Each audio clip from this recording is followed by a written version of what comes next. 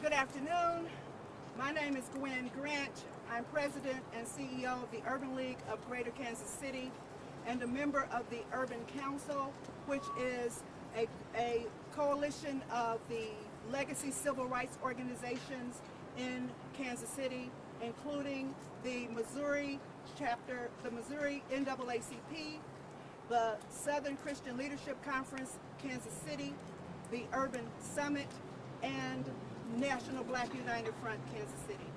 We have joined with the People's Coalition to hold this press conference today to stand in solidarity with the Ralph Yarl family as they navigate this process to achieve and secure justice for Ralph.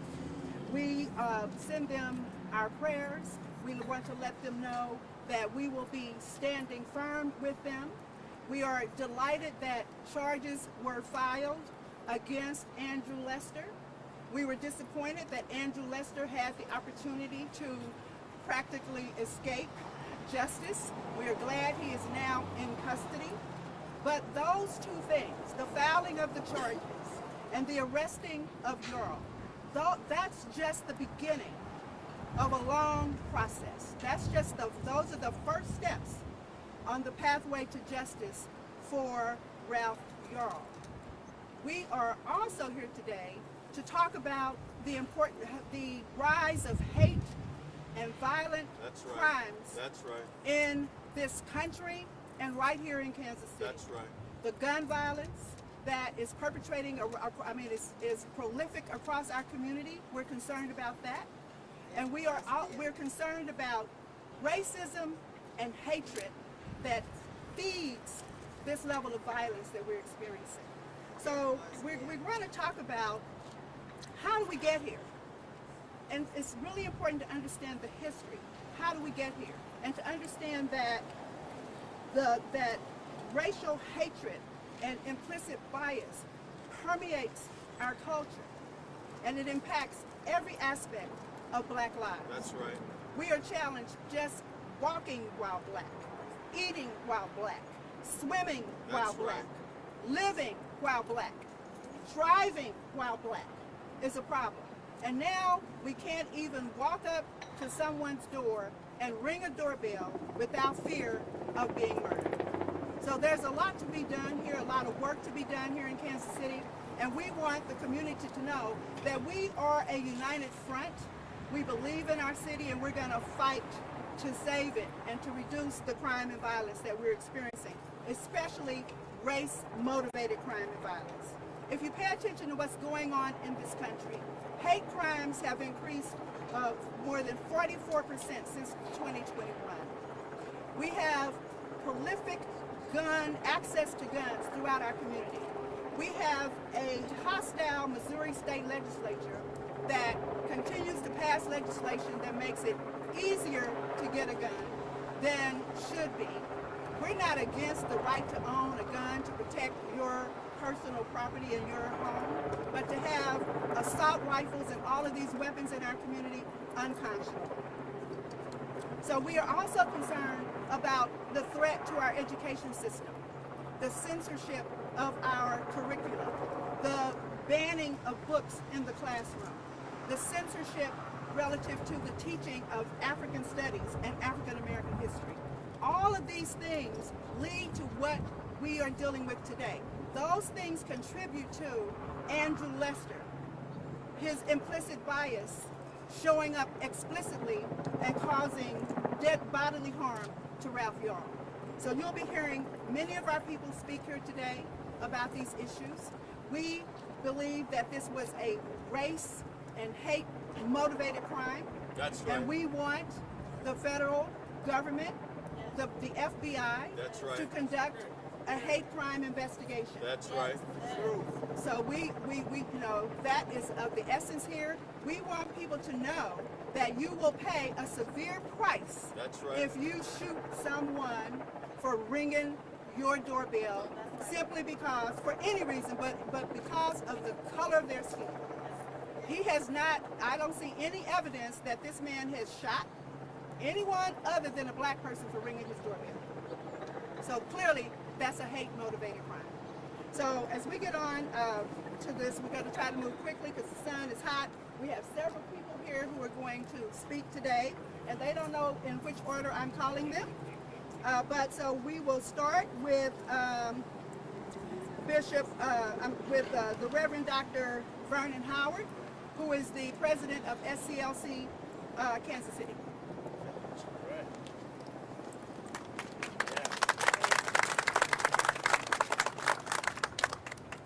Firstly, we want to reiterate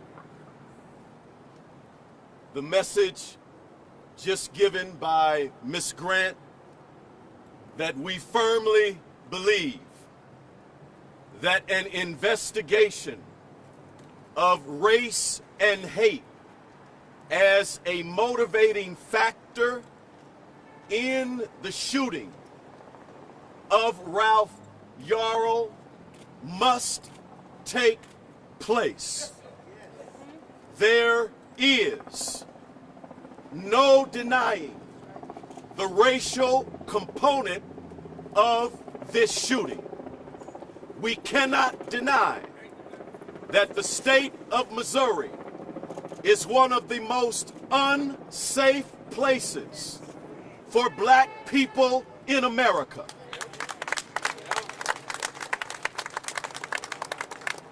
We cannot deny that many communities north of the river, which are predominantly white, do not have, as a matter of practice, a large number of black and African American people. Thus, there is not in many communities and among many people an acceptance and embracing of black people and people of color. We must be honest about America's racist past and how it continues to operate in current day settings. I believe on last week when Ralph Yarl was shot, that Jim Crow came face to face with the beauty of blackness. When he was shot last week, Jim Crow came face to face with black joy, black accomplishment, black beauty, black excellence, black innocence, black talentedness, black gifts, and simply told it, get away from here, and picked up a gun and shot it. Not once,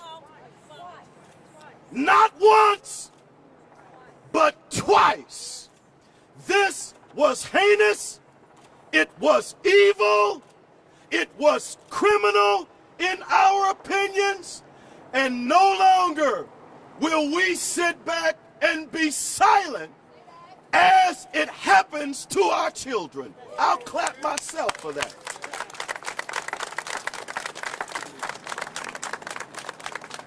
Finally, as president of the Southern Christian Leadership Conference, we are a nonviolent people, which does not mean that we lack courage, which does not mean that we will not confront, which does not mean that we will be weak.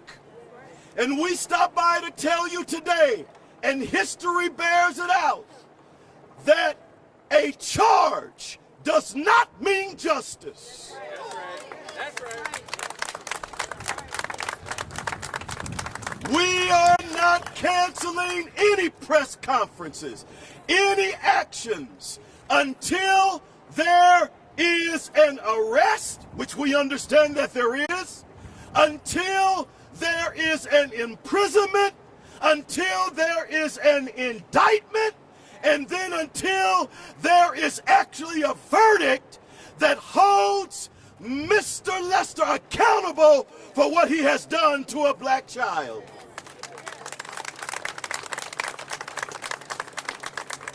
Finally, in the name of Jesus Christ, we call upon all of Kansas City, all of the metro, all of the state of Missouri to understand that there is nothing the justice system can do to repair what Ralph Yarl has lost. Therefore, what is real justice? I'm glad you asked.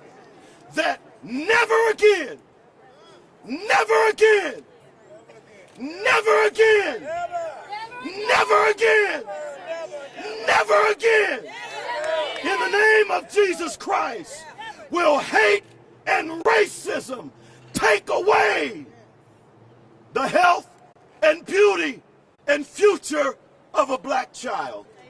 God bless you and God keep you.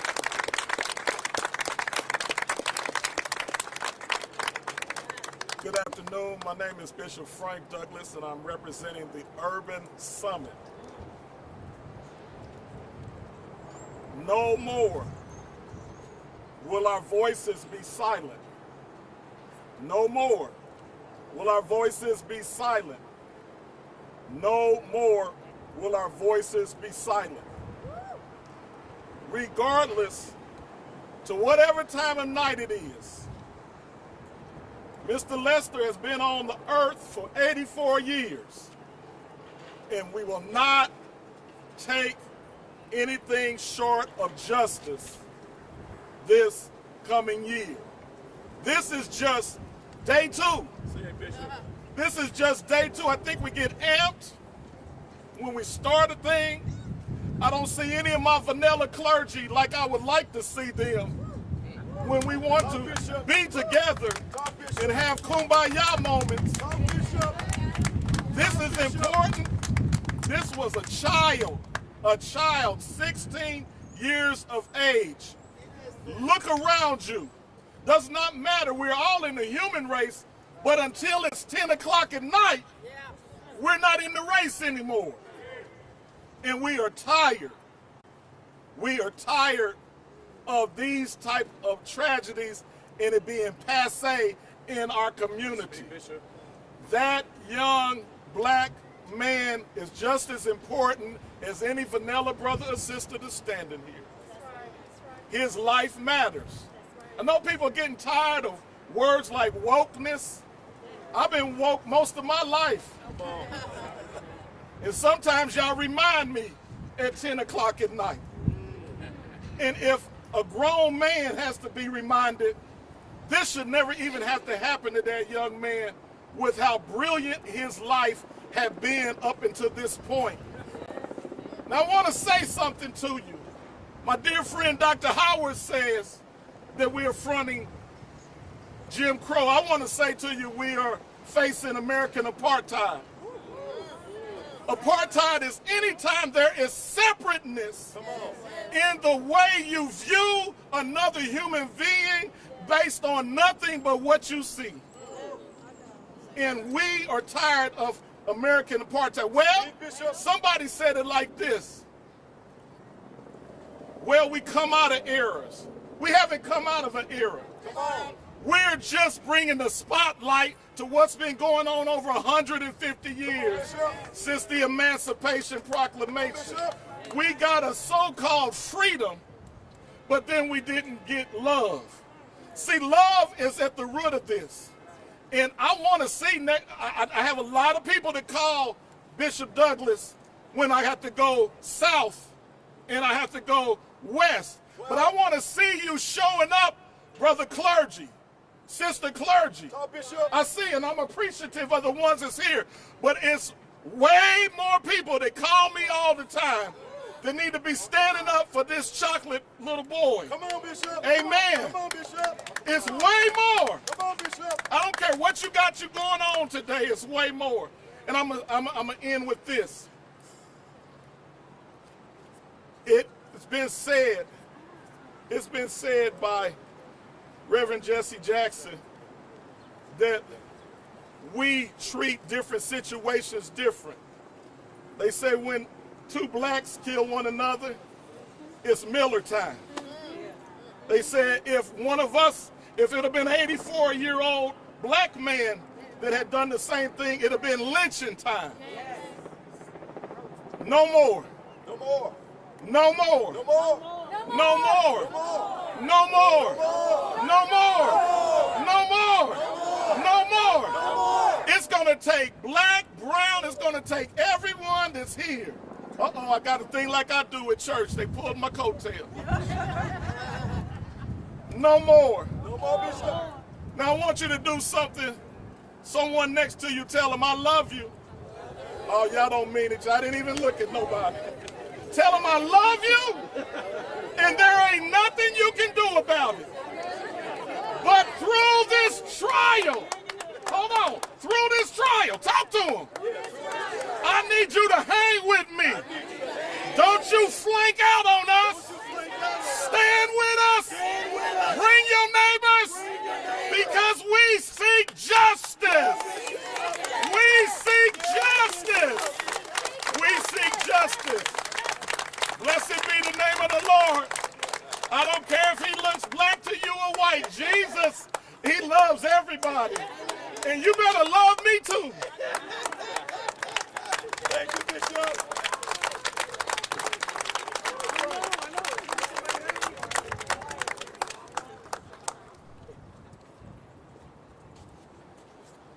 I'm Nimrod Chappell, president of the Missouri State Conference of the NAACP.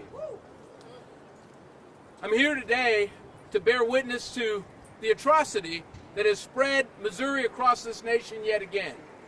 It was 2017 when the NAACP invoked a travel advisory so that people would know that if you're a person of color and you're within the confines of this state, your level of justice is less than everybody else's. It doesn't matter whether you're on the road, whether you're in any of these courthouses that are flanking us. It doesn't matter whether you're in the school or in the hospital. Everything that you get is of a lesser quality and of a lesser degree.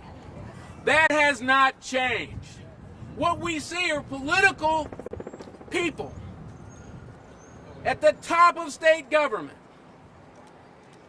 We can say the governor, his cabinet, who now is less brown than it has been in the past. We can see that an Attorney General's report coming out on June the 1st will soon reflect that if you are a person of color, you're more likely to be pulled over than anybody else. Attorney Rod. If you're in Columbia, you could be 300% times more likely to be pulled over. This is the life that black people have been living within this state. We are here together to bear witness and to demand better, not just of ourselves, not just of communities like North Kansas City, but of the entire state. Because people like Lester have been killing us all along. We have been suffering injustice like Lester's all along. People might say it's not his fault. He didn't do it by himself. He's just one man. He is a symptom of what's going on in Missouri. We have got to change that. We can't afford for our kids who are involved in Girl Scouts and Boy Scouts, who are working with people who are delivering pizzas and packages to people's door, to all of a sudden be afraid to go anywhere. We know that people like Torrey Sanders, who simply ran out of gas in Mississippi County, found himself on the backside of a dark jail cell where the cameras were turned out. Still nobody prosecuted. This is not new. We have been covering up the truth for a long time. We think about Justin King, who was murdered in Crawford County. It's on film. They know who did it. No prosecution. What do we stand behind? What do we see? We see people trying to articulate laws that don't make any sense. We see people pushing forth a culture of death that takes us as the burden and leaves us with all the pain. It's time for justice to be applied equally to everyone, regardless of color. Until we get there, Missouri will not be a safe place, not just for black and brown people, not just for women and the aged, not just for the disabled, not just for the faithful, but for all of us. We've got to do this not just for our lives that are fleeting, but for the next generation. If the courthouses are not open, right now they're closed to people of color, simply because if you sue somebody or try to sue somebody who harassed, discriminated, retaliated against you, said the wrong thing, touched you in the wrong way, you can't hold the person accountable. That's what Lester thought was going to happen to him. We will show them different. We will be here. We will be watching, and we will be paying attention until he pays the price. Thank you.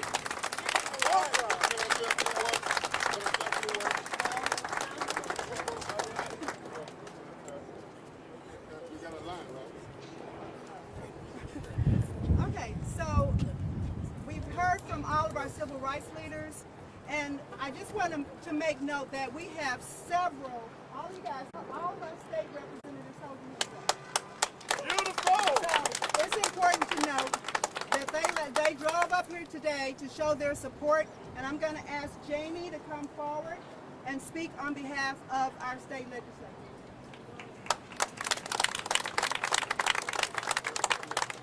Good afternoon. My name is State Representative Jamie Johnson. I represent Missouri's District 12, House District 12. I am the only black state representative that represents a part of Kansas City's Northland. I stand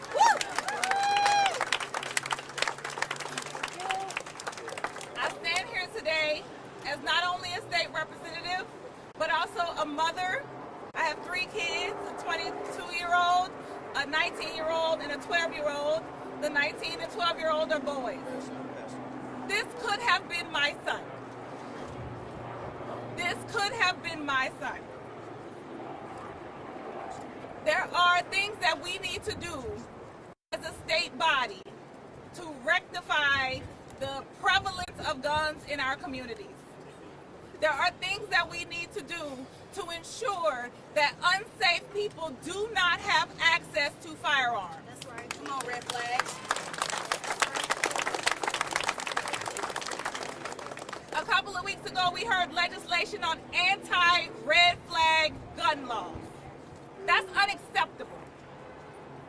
Last night, we passed bills in the House that would allow for firearms on public transit and in places of worship. That is unacceptable.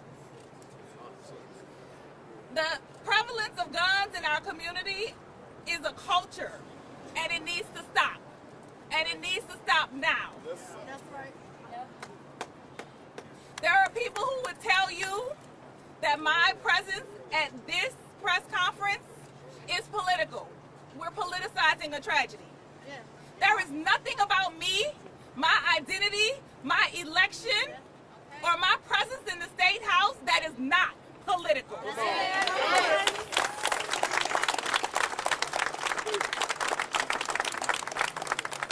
I said a couple weeks ago on the floor, we never needed anyone to love us. We need you to leave us alone so we can love ourselves. Amen. Thank you. Good afternoon, everyone. My name is Melissa Robinson. I'm on the City Council, the City of Kansas City. I represent the 3rd District. I want to recognize my colleague, Mayor Quentin Lucas, for being here. We have been on the phone many hours over this past weekend because of the circumstance and the situation of the attempted murder of Ralph Yarl. We represent the entire city. There is 129,375 black people in the city of Kansas City. And as Mr. Lester said that he was an unknown black man, an unknown black boy, there's a lot of unknown black people in this community, and we will not stand by and allow the terror of black people in our community. This is just the beginning. This is not the end. And all of our residents deserve a city council and deserve a city in which we will ask the tough questions about how this was investigated. That we will ask the tough questions about where do we go from here. My office today sent a letter to the U.S. District Attorney's Office asking for an investigation regarding our hate crime. As a mother of 2 black boys, it is really important that we not let up on the gas. That's right, Councilwoman. That we Put know on the gas. that we have to continue to fight until justice is served. It's why in the city council we push for an office of racial and reconciliation. It's why we push for accountability for policing. It's why we push for reparations. It's why we're pushing to make sure that we're not only here saying the things that Black Lives Matter, but Black Lives do really matter in policy, in action, in deed. And so we have to make sure that we stand in solidarity, that we stand united, and that we make sure that justice is served.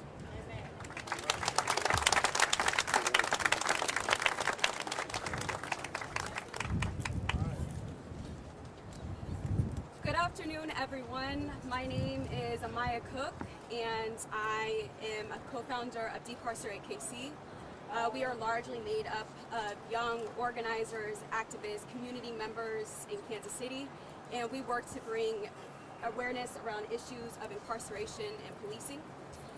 We stand in solidarity with Ralph Yarl and his family in their pursuit of justice, in their pursuit of accountability, and in their pursuit of healing for Ralph.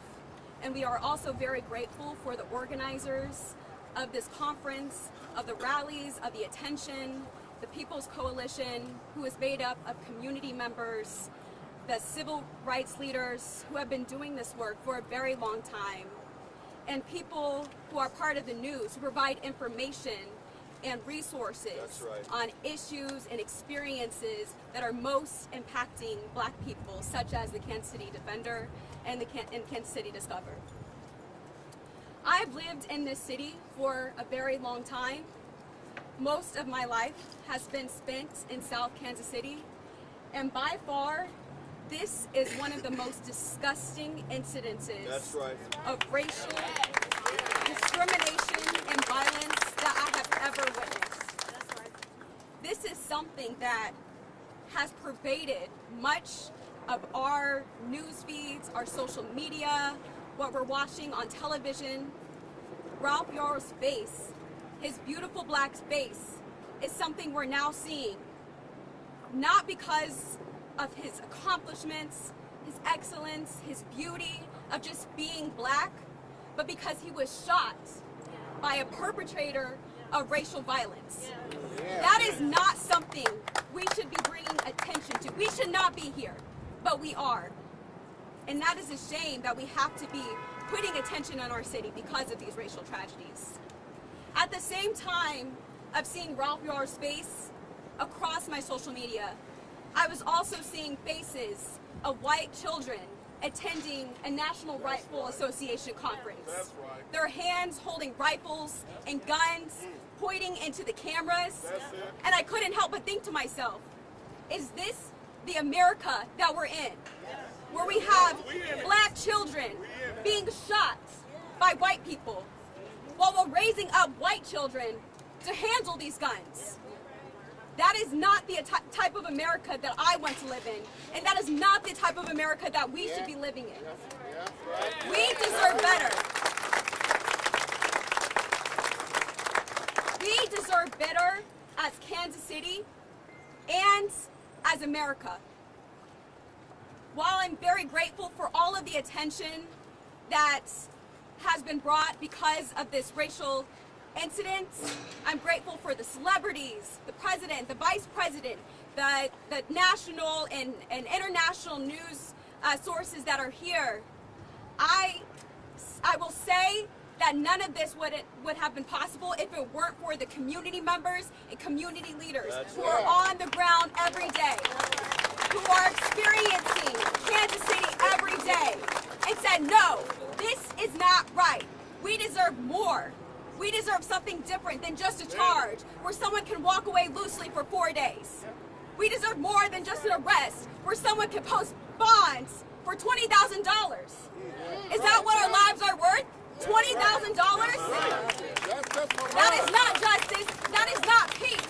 And we demand more as a community. We demand justice. And we will demand more. And we will get more. Because the community that I live in, the community that I experience every day, is more. And we are going to be fighting for that justice. Thank you. Justice for all. Justice for all. So I just want to add something here.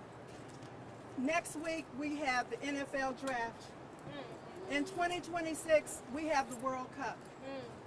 We need to clean up our mess. You know, when I was growing up and we were getting ready to have company, my mom would make us get up and clean up before company comes so we can put forward the right impression. So as far as I'm concerned, if we don't clean up our mess, if we don't see some measurable policing reform, if we don't see our law enforcement, our justice system acting equitably on behalf of black people, if we don't get these guns off of our street, if we don't get local control of our police department, if we don't make these changes, we should not be having company come visit. We need to clean up our mess and stop selling lies about how great things are when we have black children being shot and the police over-policing in our black communities, and we can't get justice in the courtroom. So we got a lot of work to do here. And yes, we have to stop the violence in our neighborhoods. But that takes, that's a two-way street. The police want us to say, hey, you all should be talking about black on black crime. Well, you all should be solving the non-deadly gunshot wounds so they don't escalate to deadly gunshot wounds. You should increase your solve rate so that we can get the perpetrators off the street. Black people don't like crime in their neighborhoods. That's right. We don't want violence in our neighborhoods. That's right. We're tired of the guns, but it requires a partnership, an authentic, trusting relationship and respect for the humanity of black people if you want us to help you solve the crimes in the street. And it took too long to get this man in jail. It took too long to get those charges filed. And that's why we can't build community trust. But we thank you for doing what you filing the right charges, but it's still not enough. We got a lot of work to do. We got a lot of work to do. So next, is Lee here yet? So you can, I'll let you guys come up so we can do questions or respond to questions. Lee Merritt is on his way, the attorney for the Yarl family, so you'll be able to speak with him. But questions from the media. Ms. Graham, what would you say to the Blaine County prosecutor and the police for taking so long to finally charge and arrest? Good question. Well, the information I have says that the police department, on the evening of this, when the boy was shot, they got statements from, what's his name, Lester and Yarl. As far as I understand it, they had enough evidence at the scene to issue a probable cause statement. That's all they needed, was a probable cause statement. For the prosecutor, for them to detain Mr. Lester. They could have held him for at least 24 hours. They let him go in less than 3. That's a problem, right? But they had everything that they needed to charge him that night, and they didn't. That's problematic. Also, my understanding is that the district attorney was pushed them back, like he needed a statement from the witness and all of that. But that's a lie. You don't need he didn't need that. He had enough in a probable cause statement to bring the charges, and they didn't bring them. So what does that say to us as black people? You are over there. We don't trust you. It's a double standard. So you're over here trying to figure out how not to arrest this man for shooting this boy. That's how it plays out. That's how it plays out in our community. So we're pressing. We want the truth. If the police department and the prosecutors could just be transparent, tell the freaking truth, share the light on the situation, then you can grow trust that way. But I have to find these things out through a variety of sources to know what the real deal is as to why those charges weren't filed. So prosecutor up there, I know, and I'm going to make sure all my people know. You didn't really want to file these charges. Sure did. When Biden called, everybody started running around and getting folders together and calling the press conference. That's how we got here. The national attention. It wasn't the local effort to get it done quickly. Quinn, have y'all contacted the Justice Department about the black-white implications of this? Yes. I did because of the lack of trust that we had specifically in this case, and the questions that I asked KCPD that just didn't add up in terms of the probable cause statement. We wanted to make sure that the DOJ is involved in asking the questions, is doing the investigation, because there's a huge lack of trust in the current system and how things played out, and the way that the victim was being described and the way that the perpetrator was being described. You could clearly see the implicit bias. You could clearly see that there's two justice systems in America, one for black people and one for white people, because there is no way that an African American who would have done that would still be there to walk around and then say that they're not a threat. And black people, we feel victimized, we feel terrorized every day. And so I had to explain to our city officials that we are now living in terror, and you're not doing anything about it.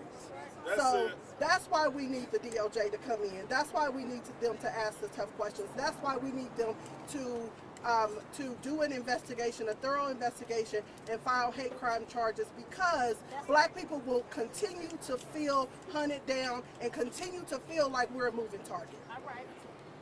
Yep.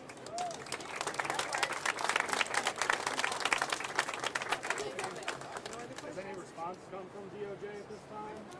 No, I don't. What about the lack of response from Governor Parsons and the Attorney General from the state? What about it? Yeah, what about it? What about it? We are still waiting. We've made a statement. We have asked for a response. He should be saying something. We had the President of the United States call this young man's family. And we've heard nothing from the governor of Missouri. That is sad. Nothing. That is sad and unprofessional, honestly. What's it like seeing so many people here, different colors, all here together as one? This is what America really is, right? We are here together, living the faith that we have, living our moral tenets, and doing that in such a way that we call for peace. You know, we're not here against anything. We are here talking in support of the communities and the neighborhoods and the families that we represent. If you think about the clergy, if you think about the civil rights organizations, they are all throughout the state, all throughout this region, and we're here asking for justice.